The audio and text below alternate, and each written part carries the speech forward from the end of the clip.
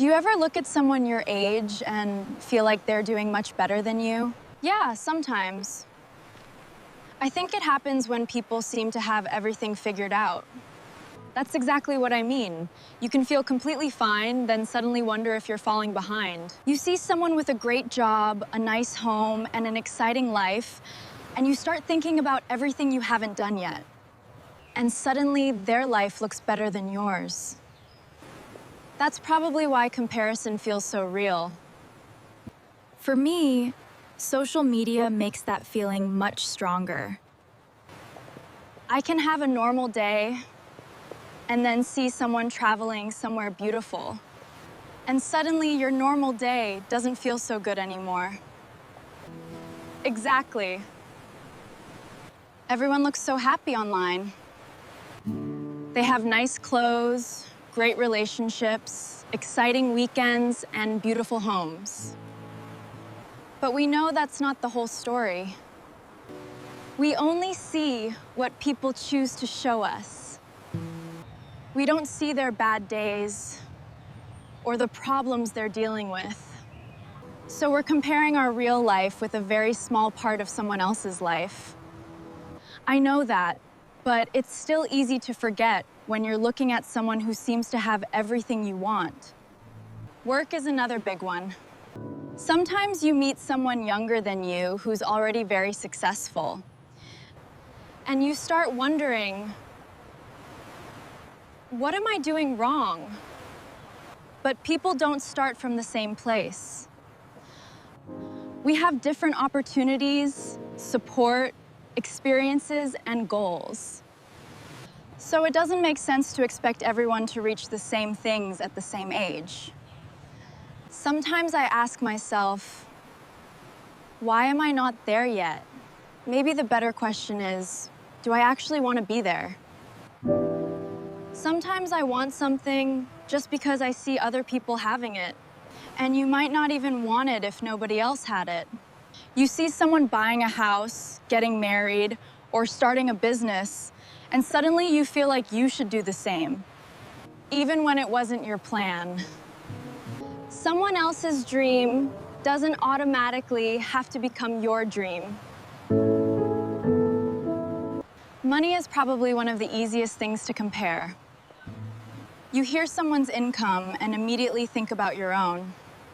And you start feeling like you're not doing enough. Someone might make more money but have no free time. Someone else might make less but really enjoy their life.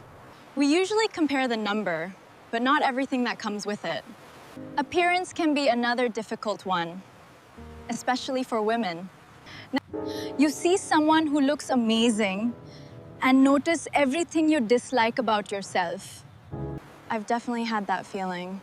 But we're comparing ourselves with someone who has different features, habits, experiences, and priorities. Maybe we're comparing our weakest area with someone else's strongest area. I really like that idea. It explains why comparison can feel so unfair. I actually think this starts when we're kids. We're compared at school, at home, and sometimes even with our friends. Yeah, and those comparisons can stay with us for a long time. Parents sometimes say, "Look at your cousin.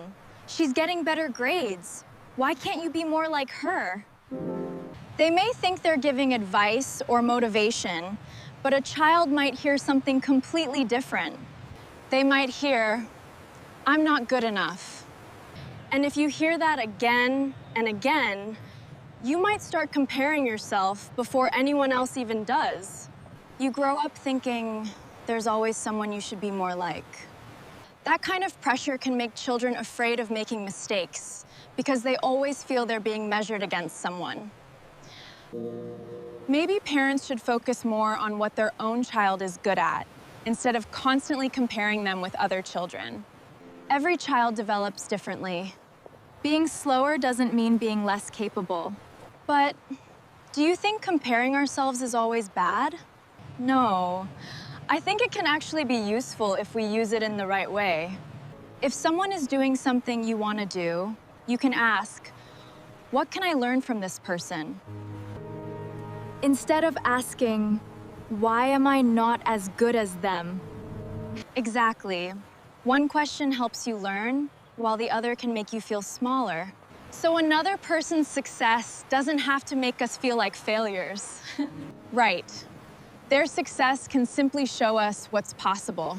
You can look at someone successful and feel inspired instead of feeling jealous. And you can learn from their journey without copying their whole life. But there is a point where comparison becomes unhealthy. When it starts taking away your motivation? Exactly. If you look at someone successful and think, I'll never be like that, you're no longer learning from them. You're using their success as proof that you're not good enough. That's why social media can be difficult. We can see hundreds of successful people in one day. And our brain can start thinking that kind of life is normal for everyone. You can start feeling like everyone is ahead of you, even though it's impossible for everyone to be ahead at the same time. We're all living different lives, with different responsibilities, opportunities, and priorities. So maybe there isn't one timeline that everyone has to follow.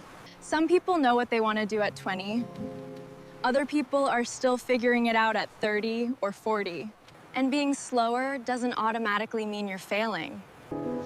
Maybe we should ask, am I making progress compared with who I was last year? I think that's a much healthier comparison. Maybe the person you should compete with isn't the person walking past you. Then who should it be? The person you were yesterday. Do you compare yourself to other people too? Tell us what you think in the comments and subscribe for more real English conversations with Laura and Anna.